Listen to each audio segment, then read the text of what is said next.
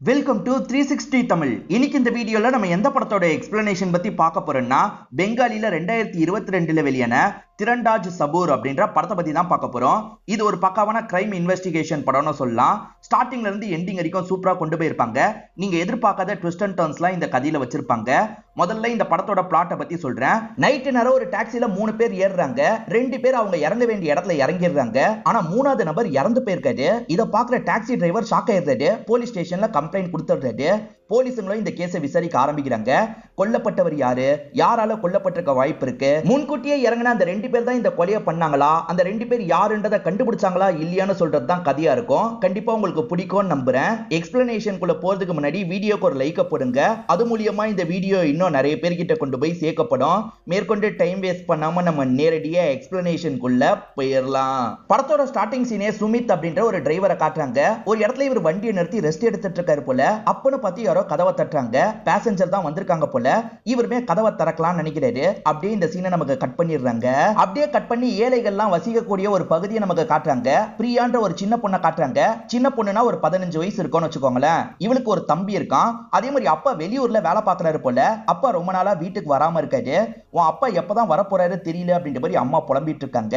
இந்த பொண்ணு பூஜைக்கு போக போறா போல. தேவையான எல்லா விஷயத்தையும் எடுத்து வச்சிட்டு இருக்கா. அப்ப இவளை கூட்டு போறதுக்காக ஃப்ரெண்ட்ஸ் எல்லாம் வந்துடுறாங்க. ஒரு 3 பொண்ணுங்க தான் வந்திருக்காங்க.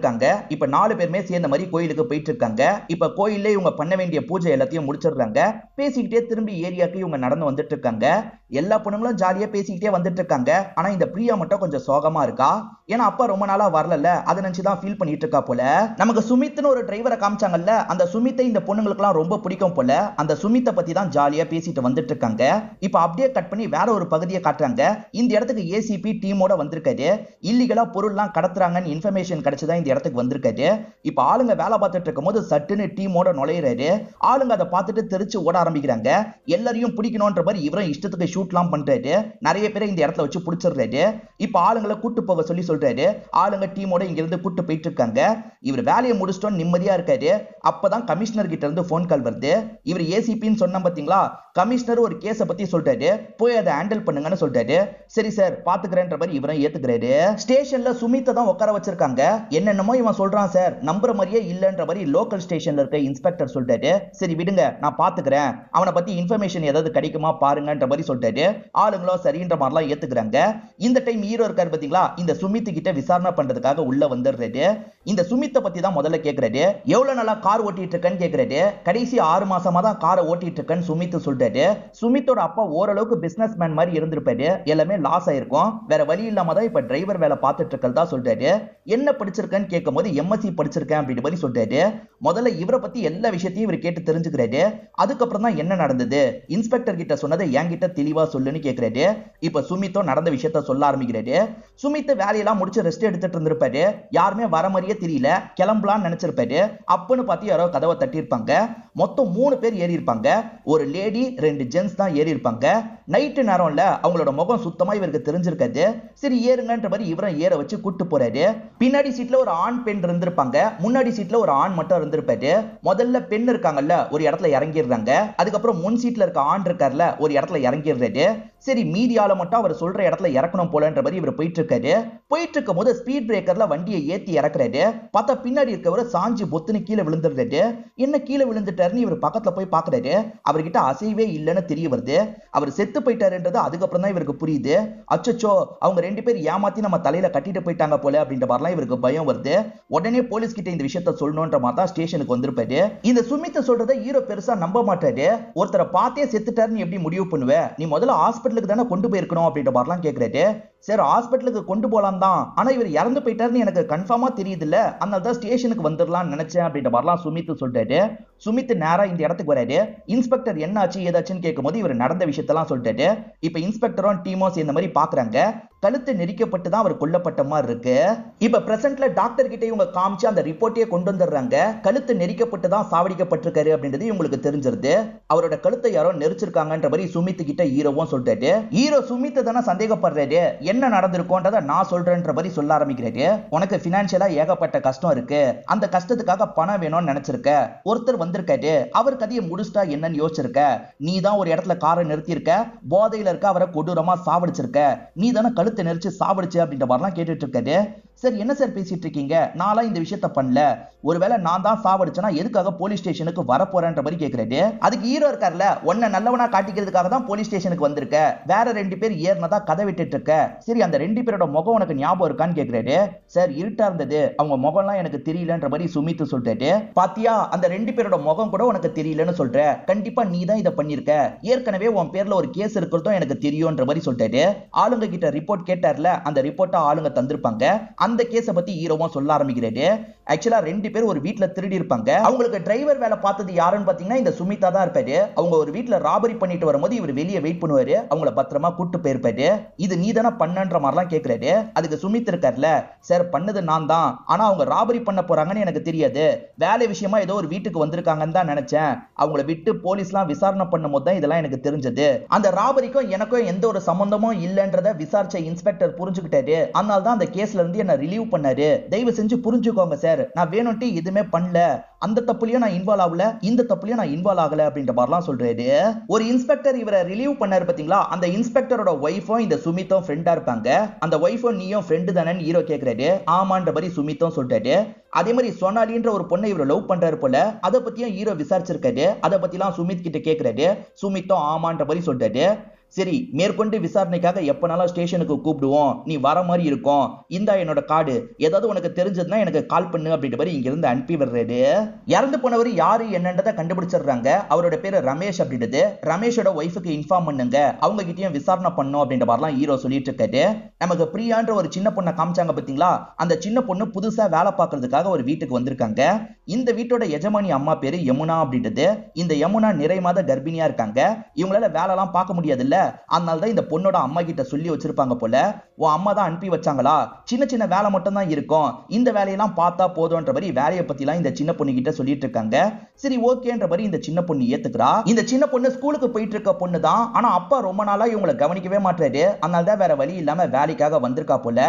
இந்த பொண்ணு கிட்ட இவங்க பேசிட்டு இருக்கும் போது யாரோ காலிங் பில் அடிக்கிறாங்க. பார்த்தா இந்த இடத்துக்கு சுமித் தான் வந்திருக்காரு. சுமித்தோ இவங்களோ ஃப்ரெண்ட்ஸ் தான். சுமித் இந்த இடத்துல பிரியாவை பாக்குறாரு. நீ என்ன பண்றன்னு கேக்குறாரு. புதுசா வேலைக்காக வந்திருக்கான்ற மாதிரி சொல்லிட்டாங்க. ஏன் நீ படிச்சுட்டு தானே இருந்தன்ற மாதிரி கேக்குறாரு. இல்ல அப்பா ரொம்ப நாளா வரல, அதனால தான் வேலை பார்க்கறதுக்காக வந்திருக்கான்னு சொல்றா. சரின்ற மாதிரி இவருமே ஏத்துக்கிறாரு. இப்ப யமுனாவும் என்னாச்சு அப்படின்ற மாதிரிலாம் கேக்குறாங்க. அதாவது இப்ப போலீஸ் விசாரணைக்காக கூட்டு போனாங்கல்ல, அதை பத்திலாம் யமுனாக்கு தெரிஞ்சிருக்கும், அதனால தான் கேக்குறாங்க. போலீஸ் என்னதான் சந்தேகப்படுறாங்க, ஏற்கனவே உன்னோட ஹஸ்பண்ட் ராபரி கேஸ்ல இருந்து என்ன வெளியே கொண்டு வந்தார்ல, அந்த கேஸ பத்திலாம் கூட என்கிட்ட விசாரணை பண்ணாங்க அப்படின்ற மாதிரிலாம் இவர் சொல்லிட்டு இருக்காரு. நீ கவலைப்படாத, நீ எந்த தப்புமே பண்ணல, என் ஹஸ்பண்ட் கிட்ட வேணா நான் பேசி பாக்குறேன் அப்படின்ற மாதிரி யமுனா சொல்றாங்க. இந்த மாதிரிலாம் இவங்க பேசிட்டு இருக்கும் போது அந்த பிரியா இருக்கா பாத்தீங்களா, 2 பேருக்குமே காஃபி எல்லாம் போட்டு எடுத்துட்டு வந்து தரா. இவங்களுமே காஃபி எல்லாம் எடுத்து குடிச்சிட்டு இருக்காங்க. அப்பன்னு பார்த்து வெளியே யாரோ சண்டை போடுற மாதிரிலாம் சவுண்ட் கேக்குது. சில ஆளுங்க வேலை செஞ்சதுக்கு நிறைய காசு கேக்குறாங்க, அவ்வளவு காசுலாம் தர முடியாதுன்ற மாதிரி அவர் சொல்லிட்டாரு. இதனால இந்த ஆளுங்க அவரை போட்டு அடிக்கலாம் செஞ்சுட்டு இருக்காங்க. கரெக்டா இந்த இடத்துக்கு சுமித் வராரு. என்ன பிரச்சனைன்னு கேக்குறாரு. அநியாயத்துக்கு காசு கேக்குறாங்கன்ற மாதிரி அந்த நபர் சொல்லிட்டாரு. எவ்வளவு காசு கேட்டீங்கன்னு இவர் ஆளுங்க கிட்ட விசாரிக்கிறாரு. உண்மையிலேயே அநியாயத்துக்கு தான் காசு கேட்டிருக்காங்கன்னு தெரிய வருது. ஏண்டா இந்த வேலைக்கு இவ்வளவு காசு கேட்பீங்களா அப்படின்ற மாதிரி இவரோட ஆளுங்களை போட்டு திட்டுறாரு. அதாவது இந்த ஏரியா ஆளுங்களை போட்டு திட்டுறாரு. இந்த ஏரியாவை சேர்ந்த எல்லாருமே இவரை லீடர் மாதிரி தான் பாக்குறாங்க. இவர் சொன்னா சரின்ற மாதிரிலாம் ஏத்துக்கிறாங்க. இதனால தான் சுமித்தை இந்த ஏரியால இருக்க பொண்ணுங்களுக்கும் ரொம்ப பிடிக்குது. இப்ப ஹீரோவும் அசிஸ்டன்ட்டும் சேர்ந்த மாதிரி அந்த லேடி கிட்ட விசாரிக்கிறதுக்காக வராங்க.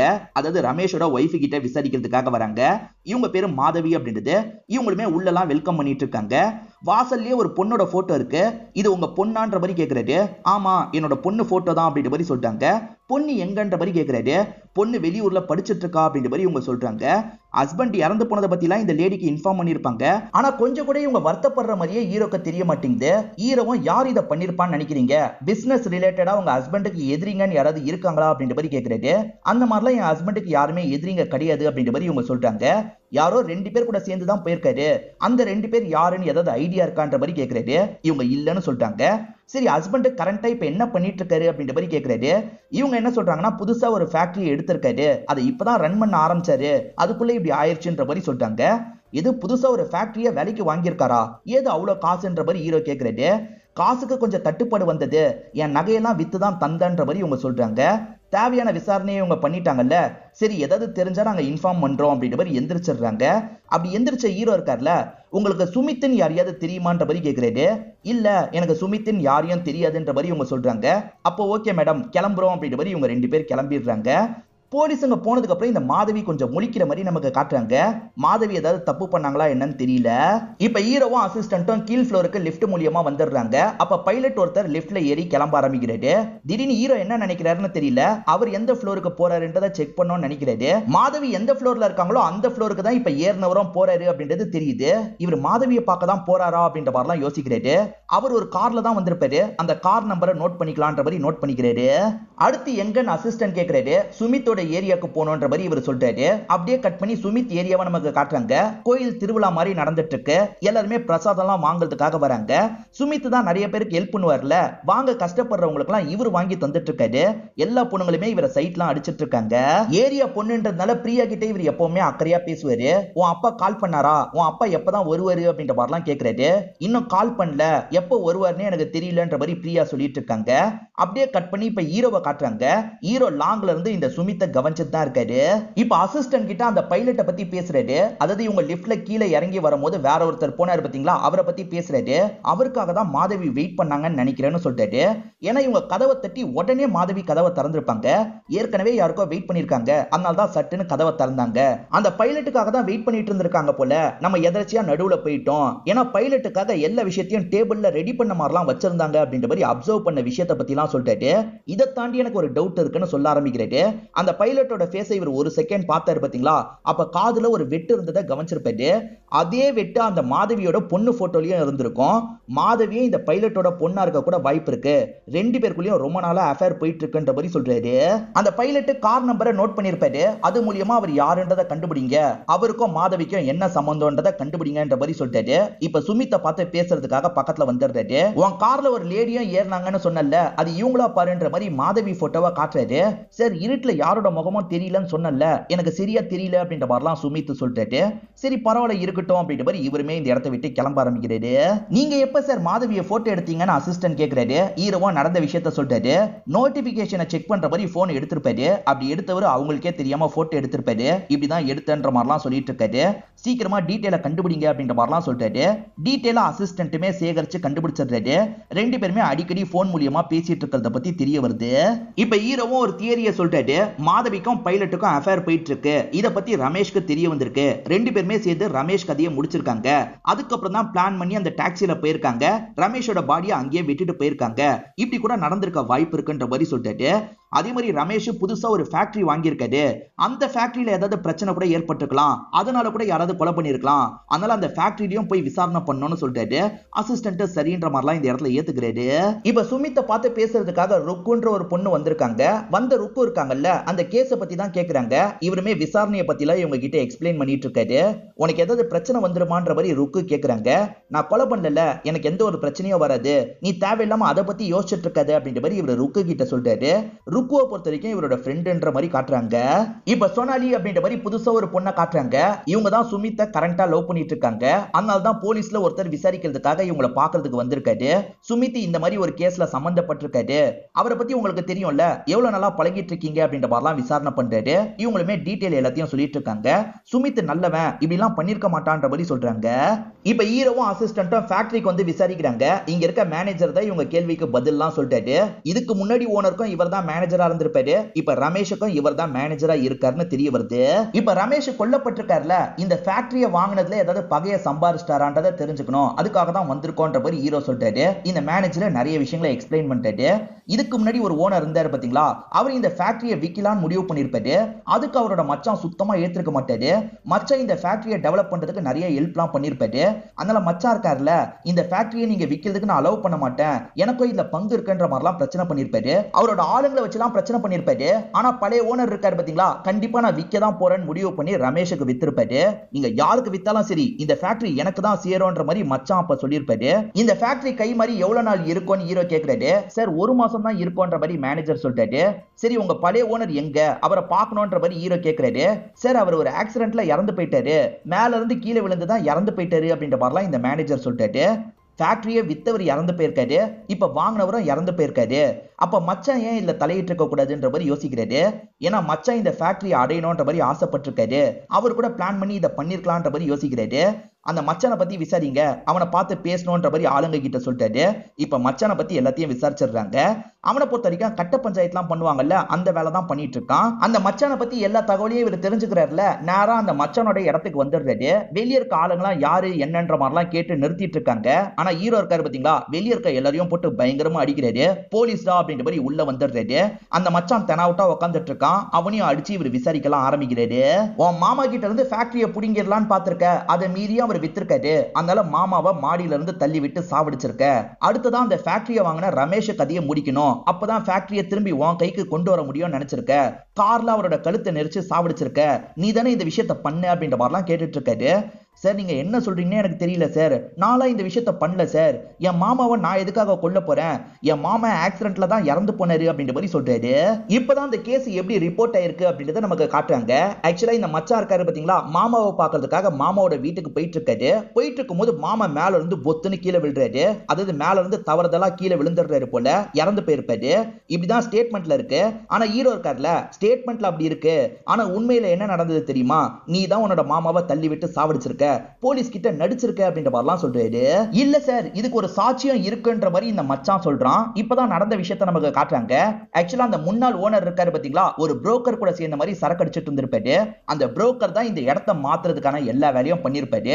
ஓனர் காசு கிடைச்ச சந்தோஷத்துல தான் சரக்கு அடிச்சிட்டு இருக்காரு. சரி ஒரு தம்ம போடலான்ற மாதிரி விளிம்பு கிட்ட வந்து தம் அடிச்சிட்டு இருக்காரு. ஏற்கனவே போதையில இருக்கிறதுனால மேல இருந்து ஸ்லிப் ஆகி ஏடகுடமா கீழே விழுந்திருப்பாரு. புரோக்கருமே அந்த விஷயத்தை பார்த்தார்ல, புரோக்கரும் பார்த்த மாதிரி சாட்சி இருக்கு சார், நான் இந்த விஷயத்தை பண்ணல அப்படின்ற மாதிரிலாம் மச்சான் இந்த இடத்துல சொல்லிட்டு இருக்கான். புரோக்கரும் வாளா இருக்க கூட வாய்ப்பு இருக்கு. சரி அந்த புரோக்கர் கிட்ட நாங்க விசாரிக்கணும், புரோக்கர் எங்கன்ற மாதிரி கேக்குறாங்க. சார் அந்த புரோக்கர் எங்க இருக்கான்லாம் எனக்கு தெரியல சார், சத்தியமா நான் இந்த விஷயத்த பண்ணல சார், புரிஞ்சுக்கோங்க அப்படின்ற மாதிரிலாம் இவன் கெஞ்சிட்டு இருக்கான். இப்ப ஹீரோவும் இந்த இடத்தை விட்டு கிளம்பிடுறாரு. நைட்டு நேரம் சுமித் வேலையெல்லாம் முடிச்சுட்டு இவரோட ஏரியாவுக்கு வராரு. பசங்க கிட்ட சாதாரணமா பேசிட்டு இருக்காரு. அப்பதான் ஆட்டோல ஹீரோ உட்காந்து கவனிக்கிறதை இவர் கவனிக்கிறாரு. ஹீரோவோட வாட்சை ஏற்கனவே பார்த்திருப்பாரு. அது மூலியமாவே ஹீரோ தான் கவனிக்கிறாருன்றதை கண்டுபிடிச்சிடுறாரு. இப்ப மேற்கொண்டு இவர் நடந்து போயிட்டு இருக்கும் போது ஒருத்தங்க நிறுத்தி பேசுறாங்க. அதாவது சோனாலின்ற ஒரு பொண்ணு நிறுத்தி பேசுறாங்க. கரண்டா லவ் பண்ணிட்டு இருக்காங்கல்ல, அவங்க தான் பேசுறாங்க. அவங்களுமே விசாரணை பண்ண போலீஸ பத்திலாம் சொல்றாங்க. இவங்க ரெண்டு பேர் பேசிட்டு இருக்கும் போது எதர்ச்சியா பிரியா இந்த வழியா நடந்து வந்திருப்பா. இவங்க பேசின எல்லாத்தையும் கேட்டுட்டு இருக்கா. இப்ப இவர் இருக்கார்ல சோனாலி, இப்ப பேசுறதுக்கு டைம் கிடையாது, போலீஸ் என்ன வாட்ச் பண்ணிக்கிட்டே இருக்காங்க, நீ முதல்ல கிளம்புன்ற மாதிரி இவங்களை வேகமா இங்க இருந்து அனுப்பி விடுறாரு. போலீஸுங்களும் இவன் எங்க போறான் அப்படின்றத ஃபாலோ பண்ணிட்டுலாம் இருக்காங்க. அந்த சுமித் சோனாலி கிட்ட என்ன பேசினார்னு தெரியல. அதெல்லாம் இந்த பிரியான்ற பொண்ணு பாத்துருப்பா. இப்ப பிரியா வீட்டுக்கு வரும்போது தம்பி பசியில இருக்கான், இரு உனக்கு நான் ஏதாவது ரெடி பண்றேன்ற மாதிரி இவங்க ரெடி பண்ண ஆரம்பிக்கிறாங்க. அப்பன்னு பார்த்து சுமித் இந்த இடத்துக்கு வந்துடுறாரு. என்னம்மா அப்பா கிட்ட இருந்து கால் ஏதாவது வந்ததா அப்படின்ற மாதிரி கேக்குறாரு. கால் பண்ணிட்டாருன்னு சீக்கிரமா வரேன்ற மாதிரி சொல்லியிருக்காரு அப்படின்ற மாதிரி சொல்றாங்க. நீ முன்ன மாதிரி ஸ்கூலுக்கு போனோம், படிப்பு செலவை வேணா நான் பாத்துக்கிறேன்ற மாதிரிலாம் இவர் சொல்லிட்டு இருக்காரு. சரி கிளம்புறேன்னு கிளம்ப போறாரு. இல்லன்னு உட்காருங்க, நான் காஃபி போட்டு தரேன்ற மாதிரி சொல்லிட்டாங்க. இவருமே உட்காந்து அந்த சின்ன பையன் கூட விளையாடிட்டு இருக்காரு. இவங்க காஃபி போட்டுலாம் தராங்க. அதுக்கப்புறம் பேசிட்டு தான் இந்த இடத்தை விட்டு இவர் கிளம்பி போறாரு. இப்ப கிளம்பும் போது இந்த பொண்ணு கிட்ட நிறைய காசுலாம் தராரு. அண்ணன் இதெல்லாம் வேணான்ற மாதிரி பிரியா சொல்றாங்க. பரவாயில்லமா வச்சுக்கோன்ற மாதிரி இவருமே இந்த இடத்தை விட்டு கிளம்பி போறாரு. அந்த மாதவி வீட்டுல வேலைக்காரியா ஒருத்தங்க இருப்பாங்க. அவங்கள பார்த்து பேசுறதுக்காக தான் ஹீரோ வந்திருக்காரு. அவங்க ரெண்டு பேருக்குள்ள ரிலேஷன்ஷிப் எப்படி போச்சு, சண்டைலாம் போட்டுப்பாங்களா அப்படின்ற மாதிரி கேக்குறாரு. இவங்களுமே ஆமான்ற மாதிரி சில விஷயங்களை சொல்ல ஆரம்பிக்கிறாங்க. ஒரு நாள் ரமேஷ் இருக்கார்ல, வேலையெல்லாம் முடிச்சுட்டு வீட்டுக்கு வராரு. அந்த சமயம் ஒய்ஃபும் அந்த பைலட்டும் ஒரே ரூம்ல இருந்து சேர்ந்த மாதிரி வெளியே வராங்க. இதை பாக்குற இவருக்கு கோவம் வந்துருது. பைலட் பேர் அசோக் அப்படின்றது. அசோக் கூட சண்டைலாம் போட்டுட்டு இருக்காரு. ஒய்ஃப் தான் சமாதானம் பத்தி இங்க இருந்து அசோக் அனுப்பி வச்சிருப்பாங்க. அவங்க ரெண்டு பேருக்குள்ள சுத்தமா செட்டே ஆகாது, எப்ப பாரு சண்டை போட்டுக்கிட்டே தான் இருப்பாங்க அப்படின்ற மாதிரிலாம் இந்த வேலைக்காரி சொல்றாங்க. இப்ப வேற ஒரு சண்டையை பத்தி நமக்கு காட்டுறாங்க. இந்த மாதவி இருக்காங்கல்ல, ஆமா அது உன்னோட பொண்ணு கிடையாது, அது அசோக்கோட பொண்ணு தான் அப்படின்ற மாதிரி சொல்றாங்க. அதாவது பைலட்டோட பொண்ணுன்ற மாதிரி சொல்றாங்க. இதை கேட்கிற ரமேஷ்க்கு பயங்கரமா கோவம் வருது. என்கிட்டயே தெனாவட்டா பேசுறியான்ற மாதிரி ஒய்ஃபை போட்டு அடிக்கிறாரு. மாத்தி மாத்தி பயங்கரமா சண்டைலாம் போட்டுட்டு இருந்திருப்பாங்க. இதை பாக்குற இந்த வேலைக்காரிக்கு என்ன பண்றதுன்னு தெரியல, பயந்த மாதிரி பார்த்துட்டு இருந்திருப்பாங்க. அப்ப மாதவியும் அசோக்கும் சேர்ந்து கூட இந்த விஷயத்த பண்ணிருக்க வாய்ப்பு இருக்குன்ற மாதிரி ஹீரோ யோசிக்கிறாரு. இப்ப பிரசன்ட்ல கூட அவங்க ரெண்டு பேருமே இன்டிமேட்டா இருந்துட்டு இருக்காங்க. அப்பன்னு பார்த்து ஹீரோவும் அசிஸ்டன்ட்டும் கதவை தட்டிட்டு இருக்காங்க. என்ன ஹீரோ வந்திருக்காரு அப்படின்ற மாதிரி மாதவி ஷாக் ஆயிடுறாங்க. சரி கொஞ்சம் வெயிட் பண்ணுங்க, நான் குளிச்சிட்டு இருக்கேன் அப்படின்ற மாதிரிலாம் சொல்றாங்க. அசோக் உள்ளதான் இருக்கான்றது எங்களுக்கு தெரிஞ்சிருச்சு, வர சொல்லுங்கன்ற மாதிரி இவர் சொல்றாரு. வேற வழி இல்லாம அசோக்கும் இவங்களும் சேர்ந்த மாதிரி வந்து உட்கார்றாங்க. இவங்க ரெண்டு பேர் மேல சந்தேகம் இருக்கு பாத்தீங்களா, அதை பத்திலாம் ஹீரோவும் சொல்றாரு. நீங்க ரெண்டு பேர் சேர்ந்து தானே டாக்ஸில வச்சு அவரோட கதையை முடிச்சீங்க, உண்மையை சொல்லுங்க அப்படின்ற மாதிரிலாம் கேக்குறாரு. சத்தியமா நாங்க இந்த விஷயத்த பண்ணலன்ற மாதிரிலாம் சொல்றாங்க. இவங்க ரெண்டு பேருமே காலேஜ் டைம்ல இருந்து லவ் பண்ணது உண்மைதான். ஆனா மாதவி அப்பா இருக்காரு பாத்தீங்களா, ரமேஷ்க்கு கல்யாணம் பண்ணி வச்சிருவாரு. அதுக்கப்புறம் தான் நம்ம அசோக்கால பிரெக்னண்டா இருக்கோன்றது இவங்களுக்கு தெரிஞ்சிருக்கும். வேற வழி இல்ல, குழந்தைய பெத்துக்கிட்டு தான் ஆகணும் அப்படின்ற மாதிரி குழந்தைய பெத்திருப்பாங்க. அட்ஜஸ்ட் பண்ணி ரமேஷ் கூட சேர்ந்து வாழ ஆரம்பிச்சிருப்பாங்க. தன்னோட குழந்தை இல்லைன்னு தெரிஞ்சோன்னா ரமேஷ் பயங்கரமா கோவப்பட்டிருப்பாரு. ஆனா அந்த கோவம் எல்லாத்தையும் கொஞ்ச நாள்ல மறந்துடுவாரு. காரணம் என்னன்னு பாத்தீங்கன்னா, அவருக்கு பினான்சியலா நிறைய கஷ்டங்கள்லாம் ஏற்பட்டிருக்கும். ஒய்ஃபோட கால்ல வந்து விழுந்துடுறாரு. உன் ஜுவல்ஸ் எல்லாத்தையும் தா, அது மூலியமா ஒரு ஃபேக்டரி வாங்கலான் இருக்கேன், கம்மி ரேட்டுக்கு வருது, அந்த ஃபேக்டரியை மட்டும் நான் வாங்கிக்கிறேன் அப்படின்ற மாதிரிலாம் கேட்கிறாரு. மாதவி பணக்கார ஃபேமிலியை சேர்ந்தவங்களா இருப்பாங்க. ஹஸ்பண்ட் ரொம்ப கெஞ்சி கேட்கறதுனால சரி தரேன்ற மாதிரி இவங்க காசெல்லாம் தந்திருப்பாங்க. ஏன் காசு மூலியமா தான் அந்த டீலை முடிச்சாருன்ற மாதிரி சொல்றாங்க. அந்த ஓனரை எப்ப பாரு மச்சான் டிஸ்டர்ப் பண்ணிக்கிட்டே இருக்கான்ல, அதனால ஒரு ரேட்டுக்கு வித்துட்டு போயிடலாம் நினைச்சிருப்பாரு. அந்த ஓனரு அதே மாதிரி அந்த புரோக்கர் ரெண்டு பேருமே வீட்டுக்கு வந்து பேசுறாங்க. டீல் எல்லாம் முடிச்சிடுறாங்க. சைன் போடுறதை இந்த நாள் வச்சுக்கலாம் அப்படின்ற மாதிரிலாம் பேசி முடிச்சிருப்பாங்க. அந்த நாள் டான்ஸ் ஆடுறதுக்காக பொண்ணுங்களெல்லாம் வர வைக்கிறாங்க. ஒரு பார்ட்டி மாதிரி பண்றாங்க. சைன் எல்லாம் போட்டு ரமேஷ் அந்த ஃபேக்டரியோட ஓனரா மாறிடுறாரு. இதெல்லாம் கேட்டுட்டு இருக்க ஹீரோக்கு இப்ப கூட இவங்க ரெண்டு பேர் மேலதான் டவுட் இருக்கு. அதனால அசோக் கிட்ட அன்னைக்கு நைட்டு நீ எங்க இருந்தன்ற மாதிரி கேட்கிறாரு. அன்னைக்கு நைட்டு நான் டெல்லியில தான் இருந்தேன், வேணா விசாரிச்சு பாத்துக்கோங்க அப்படின்ற மாதிரிலாம் கான்பிடென்ட்டா சொல்லிட்டாரு. என்ன இவ்வளவு கான்பிடென்ட்டா சொல்றான்ற மாதிரி ஹீரோவும் யோசிக்கிறாரு. ஏற்கனவே சுமித்த தெரியுமான்னு மாதவி கிட்ட கேட்டார்ல, மாதவி தெரியலன்னு சொல்லியிருப்பாங்க. இப்ப அசோக் கிட்ட சுமித்த தெரியுமான்னு கேட்கிறாரு. எனக்கு சுமித்னா யாருன்னே தெரியாதுன்ற மாதிரி அசோக் சொல்றாரு. இவங்களுமே கிளம்புறோன்ற மாதிரி அங்க இருந்து கிளம்பிடுறாங்க. அப்ப யார் இந்த விஷயத்த பண்ணிருப்பான்ற மாதிரி பயங்கரமா யோசிக்கிறாங்க. ஒருவேளை மச்சானுக்காக புரோக்கர் இப்படி பண்ணிருக்க வாய்ப்பு இருக்குன்னு ஹீரோ சொல்றாரு. அதாவது மச்சான் வீட்டுக்குள்ள வந்துட்டு இருக்கும் போது மாமா மேல இருந்து கீழே விழுந்தார்ல, புரோக்கர் தள்ளி விட்டு கூட கீழே விழுந்திருக்க வாய்ப்பு இருக்கு. இந்த மச்சான் ஆக்சிடென்ட் மாதிரி செட் பண்றதுக்காக இப்படி பண்ண சொல்லியிருக்கலாம். அதே மாதிரி அதே மச்சான் தான் இந்த வேலையை முடிக்க சொல்லியிருக்கலாம். அந்த புரோக்கர் எங்க இருந்தாலும் சீக்கிரமா பிடிக்கிற வழியை பாருங்கன்ற மாதிரி ஹீரோ சொல்லிட்டு இருக்காரு. அப்பதான் இந்த இடத்துக்கு சுமித் வராரு. சுமித்த ஹீரோ தான் வர சொல்லியிருப்பாரு. சரி எதுக்கு வர சொன்னீங்கன்ற மாதிரிலாம் சுமித் கேட்டுட்டு இருக்காரு. அன்னைக்கு ஒரு லேடியோட போட்டோவை காமிச்சல, நீ கூட சரியா தெரியலன்னு சொன்ன, நேர்ல பார்த்தா உனக்கு தெரிய வாய்ப்பு இருக்கு. அவங்க ஒரு பொட்டிக் ஷாப் தான் ரன் பண்ணிட்டு இருக்காங்க, அந்த இடத்துக்கு போலான்னு சொல்லிட்டாரு. சார் நேர்ல பார்த்தாலும் எனக்கு தெரியாதுன்ற மாதிரிலாம் சுமித் சொல்லிட்டாரு. பரவாயில்ல ட்ரை பண்ணி பாருன்ற மாதிரி இவரும் கூப்பிட்டு கிளம்புறாரு. இவரோட ஜீப்ல தான் சுமித்த கூப்பிட்டு வந்துட்டு இருக்காரு. இப்ப அந்த பொட்டிக் ஷாப் கிட்ட வந்துடுறாங்க. நாங்க முதல்ல உள்ள போறோம், அதுக்கப்புறம் நீ வான்ற மாதிரி சொல்லிடுறாரு. இப்ப இவர் உள்ள வந்து அங்க இருக்க ஒய்ஃபான மாதவியை பார்த்து பேசுறாரு. அந்த சமயம் மாதவி கிட்ட ருக்குன்ற பொண்ணு பேசிட்டு இருக்காங்க. இப்ப கொஞ்சம் கேப் விட்டு சுமித் இந்த இடத்துக்கு வராரு. சுமித் அங்க இருக்க ருக்குவை பாக்குறாரு. ருக்கு ஃப்ரெண்டுன்ற மாதிரி ஏற்கனவே சொன்ன பாத்தீங்களா, இவர் ருக்குவே பார்த்துட்டு இருக்கிறத ஈர கவனிச்சிடுறாரு. இப்ப ருக்குவும் சீக்கிரமா கிளம்பணும்ன்ற மாதிரி யோசிக்கிறாங்க. நான் கிளம்புறேன்ற மாதிரி சைலண்டா இங்க இருந்து கிளம்ப ஆரம்பிக்கிறாங்க. அவங்க கொஞ்சம் பதட்டமா கிளம்பி போறத ஹீரோ நோட் பண்ணிருப்பாரு. அவளை ஃபாலோ பண்ணுங்கன்ற மாதிரி ஆளுங்க கிட்ட சொல்லிட்டாரு. ஆளுங்க வேகமா ஃபாலோ பண்றாங்க. அந்த பொண்ணு பைக்ல வேகமா போயிட்டு இருக்கா. ஆனா ஒரு ஸ்டேஜ்ல இவரோட ஆளுங்க லாக் பண்ணி பிடிச்சிடுறாங்க. உனக்கு சுமித்த தெரியும் தானேன்னு கேக்குறாரு. இந்த ருக்குவும் தெரியும், ஃப்ரெண்டு தான் அப்படின்ற மாதிரி சொல்றாங்க. அதே மாதிரி இறந்து போன ரமேஷையும் உனக்கு தெரியும் தானேன்னு கேக்குறாரு. இவங்க அப்படியே திருன்னு முழிச்சிட்டு இருக்காங்க. உனக்கு தெரியும்ன்றது எனக்கு தெரியும், ரமேஷும் உன்னோட அப்பாவும் ஃப்ரெண்ட்ஸ் தானே அப்படின்ற மாதிரி கேக்குறாரு. இவங்களுமே ஆமான்ற மாதிரி சொல்றாங்க. நீ தப்பு பண்ணிருக்கன்னு எனக்கு தெரியும், நீ பண்ண தப்ப பத்தி ஒழுங்கா சொல்லிரு, அதுதான் உனக்கு நல்லதுன்ற மாதிரிலாம் மிரட்டுறாரு. இப்பதான் நடந்த விஷயத்த காட்டுறாங்க. இந்த ருக்குக்கு ஒரு 20 வயசு இருக்கும் போது அடிக்கடி அப்பாவை பார்க்க வரேன்ற மாதிரி ரமேஷ் வீட்டுக்குலாம் வருவாரு. சில சமயம் அப்பா இல்லாத போது வராரு. இவங்க கிட்ட க்ளோஸா பேசி பழகுறாரு. போக போக ரெண்டு பேருமே இன்டிமேட்டலா இருக்க ஆரம்பிக்கிறாங்க. இதெல்லாம் தப்புன்றது ருக்குக்கு புரியுது. ஆனா ருக்கு அடிக்கடி அவர் கூட ஒன்னாலாம் இருக்க ஆரம்பிக்கிறாங்க. ஒரு நாள் இவங்க ரெண்டு பேருமே வீட்டுல ஒன்னா இருந்துட்டு இருக்கும் போது அப்பா சட்டுன்னு வந்துடுறாரு. இவங்க ரெண்டு பேரையும் அந்த நிலைமையில பார்த்து பயங்கரமா ஷாக் ஆயிடுறாரு. என் பொண்ணு கிட்ட போய் இப்படி பண்ணிட்டு இருக்கிய அப்படின்ற மாதிரி பயங்கரமா இங்க இருக்க ரமேஷை போட்டு திட்டிட்டு இருக்காரு. இதுல என்ன தப்பு இருக்கு, அவளுக்கும் பிடிச்சிருக்கு எனக்கும் பிடிச்சிருக்கு, நீ இதெல்லாம் பெருசா கண்டுக்காதன்ற மாதிரி ஃப்ரெண்டு கிட்ட சொல்றாரு. ஆனா ஃப்ரெண்டுக்கு பயங்கரமா கோவம் வருது. ரமேஷையும் பொண்ணையும் போட்டு திட்டுறாரு. நீ முதல்ல இங்க இருந்து கிளம்புன்ற மாதிரி ரமேஷ் கிட்ட சொல்றாரு. சரி கோவப்படாத, நான் கிளம்புறேன்ற மாதிரி ரமேஷ் இங்க இருந்து கிளம்பி போயிடுறாரு. ருக்கு இந்த மாதிரி பண்ணதை அப்பாவால ஏத்துக்கவே முடியல. அப்பா இருக்கார்ல, தற்கொலை பண்ணி இறந்து போயிடுறாரு. ருக்கும் உடஞ்சு போய் ரொம்ப கஷ்டத்துல இருக்காங்க. அதுக்கப்புறம் தான் விஷால்னு ஒருத்தரை மீட் பண்ணிருப்பாங்க. அவரை லவ் பண்ணி கல்யாணம் எல்லாம் பண்ணிருப்பாங்க. இவங்க ஹஸ்பண்ட் விஷாலை பொறுத்த வரைக்கும் பெங்களூர்ல வேலை கிடைச்சிருக்கும். அவர் வேலை பார்க்கறதுக்காக போயிருப்பாரு. இவங்க தனியா இங்க இருக்க ஆரம்பிச்சிருப்பாங்க. அப்பதான் இவங்க வாழ்க்கையில திரும்பி ரமேஷ் வந்திருப்பாரு. ரமேஷ் திரும்பி வந்ததுக்கு காரணம் என்னன்னு பாத்தீங்கன்னா, ஒய்ஃப் பண்ணதை பத்திலாம் அவருக்கு தெரிஞ்சிருக்கும். இதுக்கப்புறம் ஒய்ஃப் கூட நம்ம ஒன்னா இருக்க முடியாது, இவகிட்ட திரும்பி வரலான்றதுக்காக தான் இந்த இடத்துக்கு வந்திருப்பாரு. நீங்க எதுக்காக இப்ப வந்திருக்கீங்க போங்கன்ற மாதிரிலாம் இந்த பொண்ணு சொல்றா. ஆனா இவர் ஏத்துக்க மாட்டாரு. இவர் அந்த டைம் இந்த பொண்ணு கூட ஒன்னா இருக்கும்போது நிறைய போட்டோஸ் எல்லாம் எடுத்திருப்பாரு. இந்த போட்டோஸ் எல்லாம் உன்னோட ஹஸ்பண்ட் கிட்ட காட்டணுமான்ற மாதிரி மிரட்ட ஆரம்பிக்கிறாரு. இப்பதான் எனக்கு ஒரு நல்ல லைஃப் அமைஞ்சிருக்கு, கெடுத்துறாதீங்க அப்படின்ற மாதிரிலாம் இவங்க எவ்வளவோ கெஞ்சி பார்த்திருப்பாங்க. ஆனா அவர் ஏத்துக்க மாட்டாரு. நான் விருப்பப்படும் போதெல்லாம் இந்த இடத்துக்கு வருவேன், உங்க கூட ஒன்னா இருப்பேன்ற மாதிரிலாம் சொல்லிட்டாரு. இவங்களாலையும் எதுவுமே பண்ண முடியல. ஏன்னா ஹஸ்பண்ட் கூட இவங்க ரிலேஷன்ஷிப் பிரேக் ஆயிடக்கூடாதுன்னு நினைக்கிறாங்க. அவர் சொல்லும் போதெல்லாம் அட்ஜஸ்ட் பண்ணி இவங்க நடந்துட்டு இருக்காங்க. இப்படியே தான் நாட்கள் போயிட்டு இருந்திருக்கும். ஒரு புரோக்கர் இடத்த முடிச்சு தந்தாரு பாத்தீங்களா, அவர் இப்பெல்லாம் ரமேஷுக்காக தான் பெரும்பாலும் வேலை பார்த்துட்டு இருக்காரு. இவங்க கூட அடிக்கடி ரமேஷ் ஒன்னா இருக்கிறத அவருமே கவனிச்சிருப்பாரு.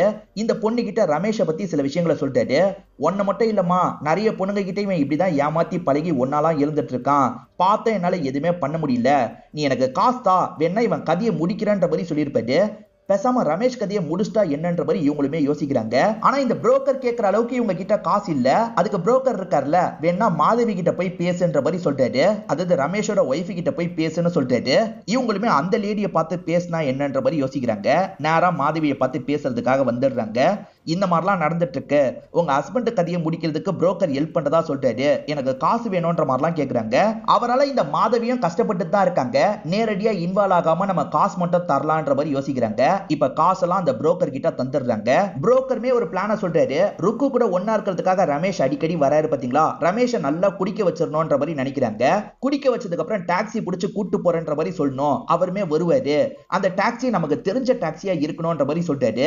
ருக்குவும் சுமித்தும் ஃப்ரெண்டுன்னு சொன்ன பாத்தீங்களா, ருக்கு இவங்களோட பிரச்சனையை பத்திலாம் சுமித் கிட்ட சொல்லியிருப்பாங்க. சுமித் நான் ஹெல்ப் பண்றேன் அப்படின்ற மாதிரி இந்த பிளானுக்கு சம்மதிச்சிருப்பாரு. ரமேஷ் எப்பவுமே ருக்குவை பாக்குறதுக்காக வரும்போது கூட இந்த புரோக்கரும் வருவாரு. ருக்கு இருக்காங்கல்ல, ரமேஷை நல்லா குடிக்க வச்சிடுறாங்க.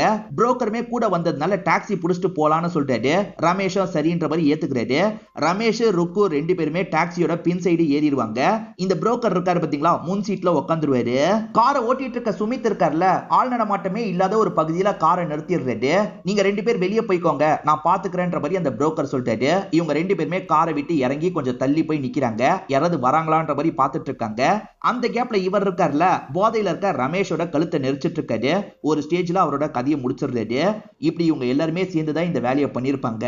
இதெல்லாம் சொல்லிட்டு இருக்க ருக்கு இருக்காங்கல்ல, விஷாலை என்னோட லைஃப்ல இருந்து இழக்க கூடாதுன்றதுக்காக தான் இந்த விஷயத்தை பண்ணேன். தயவு செஞ்சு விஷால் கிட்ட நான் பண்ணதை பத்தி எல்லாம் சொல்லாதீங்க சார், எனக்கு தண்டனை கிடைச்சா கூட பரவாயில்ல, ஆனா விஷாலுக்கு இதெல்லாம் தெரியாம பாத்துக்கோங்க அப்படின்ற மாதிரிலாம் இவங்க கெஞ்சி கேட்டுட்டு இருக்காங்க. அடுத்ததா ஹீரோ இருக்கார்ல, சுமித்தை பார்த்து பேசுறதுக்காக போயிட்டு இருக்காரு. அப்ப இவருக்கு ஒரு வீடியோ வந்திருக்குன்ற மாதிரிலாம் நமக்கு காட்டுறாங்க. இப்ப சுமித் கிட்ட அவ எல்லாத்தையும் ஒத்துக்கிட்டா அப்படின்ற மாதிரிலாம் சொல்லிட்டு இருக்காரு. இது அவ எல்லாத்தையும் சொல்லிட்டாளா அப்படின்ற மாதிரி சுமித் ஆச்சரியப்பட்டு இருக்காரு. சார் அவ பாவம் சார், அவ வேணும்ட்டே பண்ணல அப்படின்ற மாதிரிலாம் சுமித் அவங்களுக்கு சப்போர்ட் பண்ணி பேசிட்டு இருக்காரு. இப்பதான் இந்த ஹீரோக்கு என்ன வீடியோ வந்தது அப்படின்றத ஹீரோவும் காட்ட ஆரம்பிக்கிறாரு. யார்கிட்ட இருந்து வீடியோ வந்திருக்கோம்னா அந்த புரோக்கர் கிட்ட இருந்து தான் வீடியோ வந்திருக்கும். அந்த வீடியோவை பாருன்ற மாதிரிலாம் காமிக்கிறாரு. நமக்கும் வீடியோல இருக்கிறத காட்டுறாங்க. அந்த புரோக்கர் இருக்கார்ல, நிறைய கொலைலாம் பண்ணிருப்பாரு. காசுக்கு ஆசைப்பட்டு நிறைய கொலைலாம் பண்ணிருப்பாரு. சரி ஃபேமிலிக்காவது அந்த காசை தந்து ஹெல்ப் பண்றாரான்னு பார்த்தா அதுவும் கிடையாது. ஃபேமிலி அம்போன் தான் விட்டுருப்பாரு. இவர் தனியா இருக்கும் போது இவர் பண்ண கொலைலாம் இவரோட மைண்டுக்குள்ள ஓடிக்கிட்டே இருக்கு. இதெல்லாம் என்ன ரொம்ப டிஸ்டர்ப் பண்ணுது. நான் பண்ண கொலையை பத்திலாம் உங்ககிட்ட சொல்லிடுறேன்ற மாதிரி தான் வீடியோல எல்லாத்தையும் ரெக்கார்ட் பண்ணிருக்காரு. நான் ஒரேடியா போறேன்ற மாதிரி தூக்கு மாட்டி இறந்து போயிடுறாரு. அந்த பொட்டிக் ஷாப்ல ருக்கு இருக்கிறது தெரிஞ்சுதான் சுமித்தை வேணும்ட்டே அந்த இடத்துக்கு கூட்டு போயிருப்பாரு. செக் பண்றதுக்காக கூட்டு போயிருப்பாரு. ஏற்கனவே நீங்க எல்லாம் சேர்ந்து தான் பண்ணீங்கன்றது எனக்கு தெரிஞ்சிருச்சு. சொன்னது யார் தெரியுமா, பிரியான்ற மாதிரி இவர் ஒரு விஷயத்த சொல்றாரு. இப்பதான் நடந்த விஷயத்த நமக்கு காட்டுறாங்க. ஆக்சுவலா இவர் இந்த மாதிரி பிளான் பண்றதுக்கு இவரோட லவ்வரான சோனாலி ஏத்துக்க மாட்டாங்க. ஆக்சுவலா சோனாலி அன்னைக்கு நைட்டு நேரம் ஏதோ பேசினாங்கல்ல, இத பத்தி தான் பேசியிருப்பாங்க. இது எல்லாத்தையும் பிரியான்ற பொண்ணு கேட்டிருப்பா. புரோக்கர்னு ஒருத்தரை காட்டுவாங்கல்ல, அவரோட பொண்ணாதான் இந்த பிரியா இருப்பா. பிரியாவை என் அப்பா தான் இந்த தப்ப பண்ணாரு, சுமித் அண்ணனை எதுவுமே பண்ணிடாதீங்க அப்படின்ற மாதிரி காலில் விழுந்து கெஞ்சிலாம் கேட்டிருப்பா.